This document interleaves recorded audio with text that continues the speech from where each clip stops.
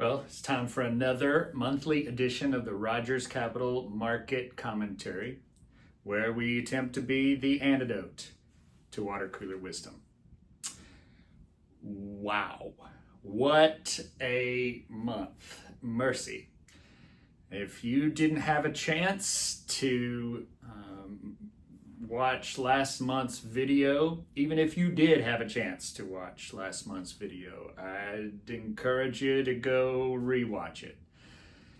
In fact, if you want to just skip up to the 4-minute and 15-second mark, we talked about how things were going to turn around, what the market was looking for, and what things will look like when it does.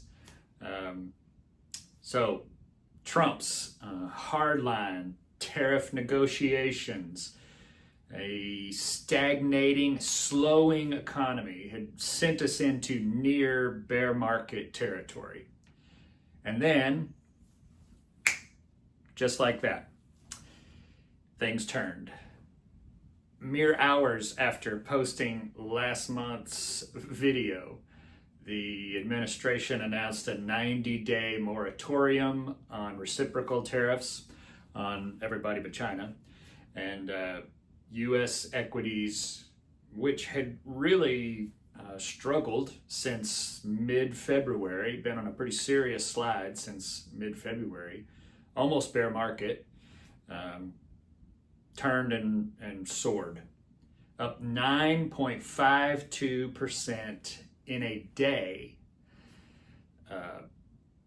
Huge rebound.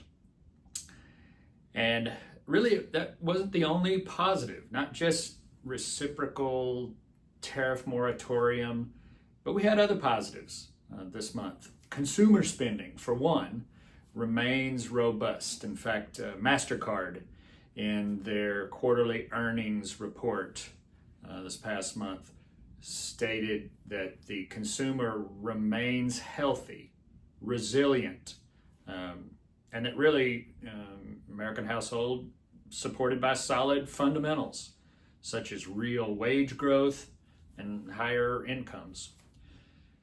Personal spending increased 5.3% year over year in February of 2025, announced on the February report, which signals consumers are still willing and able to spend. And one huge reason for why that may be is decreasing inflation. Inflation stood at the end of last month at, get a load of this, 2.4%. So much for tariffs ending the world and inflation. Gas prices are down, food prices are down, inflation's down to 2.4% as of the end of March. You've heard me say, another positive here, you've heard me say for years, profits are what drive markets. Well, the S&P first quarter of 2025 blended net profit margin stood at 12.4%. That's above the 5-year average of 11.7%, and should this hold, it'll be the fourth consecutive quarter where the index's net profit margin was above 12%. We've talked about the Fed umpteen times over the last couple of years, and the Fed remains a big factor. Fed funds rate futures, so the market's expectation for where rates are headed, now expects 4 rate cuts through the rest of this year. And that's up from only 2 rate cuts that the markets were expecting at the end of last year, 2024. So there's a clear expectation for lower interest rates, which of course usually helps markets. Another tidbit, 87% of the S&P 500 stocks are above their 20-day moving average. 52% are making new 20-day highs. these aren't things that you see in bear markets.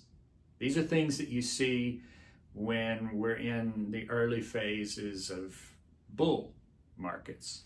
So this narrative that everything's going straight to where in a handbasket, and it's such a dire economic and market.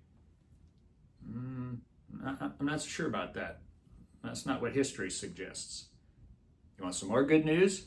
Half of the 2025 near bear market, this past correction, has been recovered.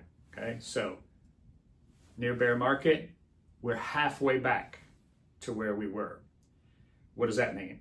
Well, only once in history were new lows made after a recovery, a bounce back like that. Okay, but a year later, in even the one case where we did retest lows, reset lows, and the one time that occurred, which was 2022, it has never been lower. 16 times this has occurred, and we've never been lower a year later. So just more clues that when stacked on top of clues and more clues, signs point to the fact that the lows are likely already in for this year. Another historical tidbit here for you. Last month was one of the largest monthly reversals ever. Down 10% in a month at one point, and then 10% reversal or bounce back off of those lows. When that happens, what happens next? Well, the S&P performance after being down 10 and then bouncing back 10, it's occurred 7 times. 7 times, and it is always higher 1 year later. In fact, it's up an average of 22% a year later. So, the narrative that it's all a house of cards, that it's all headed down, we're burning this thing to the ground, and all the tariffs and all that, this is going to happen to the economy, and it may be what you hear around the water cooler, the proverbial internet water cooler. But history suggests something else.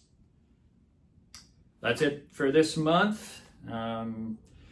Hope you're enjoying May, always a busy month with graduations and all kinds of stuff. And so hope you have a great May and hope you're getting cranked up for your summer. We'll talk to you next time.